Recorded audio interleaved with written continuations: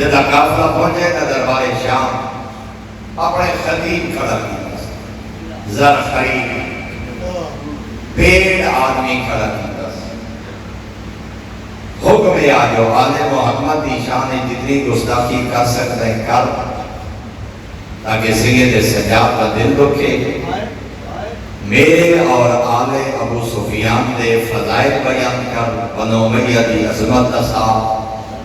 تاکہ نہ لوگا دے سامنے میرا سر مزید فخر بار بلند ہوئے زین العابدین امامی کھڑے بیویاں بھی زندان دربار موجود ہیں سپاہی سفیر حواری قاتل مقتول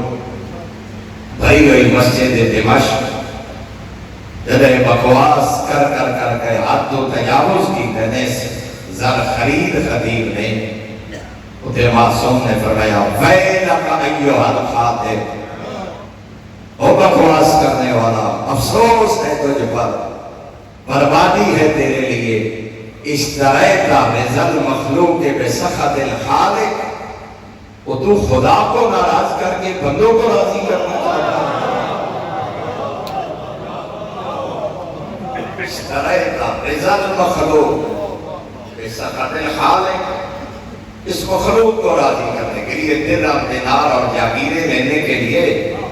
خدا کو ناراض کر رہا ہے فتبوا مقعدک من النار تو اپنا ٹھکانہ جہنم بنا رہا ہے تیروں کے جملہ کرنا چاہتا ہوں قیامت تک واسطے بطور دے پتر پیغام دیتے جدہی کوئی خطیب عوام راضی کرنکان دین نال خیانت کرے لانتی ہے امین نہیں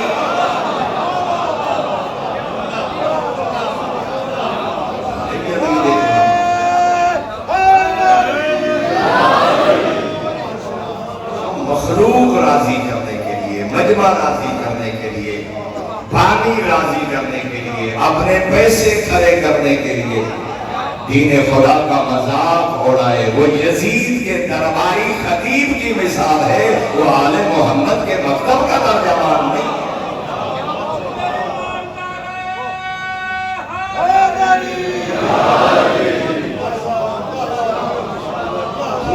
اور یہ بھی فرمایا اور اس کا ٹھکانہ بھی جہنم ہے وہ تو لوگوں کی مرضی کے لیے خدا کو ناراض کر رہا ہے تو اپنا ٹھکانہ جہنم بنا رہا ہے اتنا روب آپ فضل دے ظاہرہ تھا ہن کہے ہن ہتھ کڑیاں اتنی حیبت زمانے دے امام دی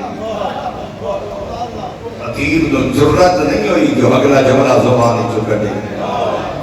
خاموشی چھا گئی بھرے دربارے نہ یزید تو جرت ہوئی ہے نہ درباریہ تو جرت ہوئی ہے جو کوئی امام نہ روک سکے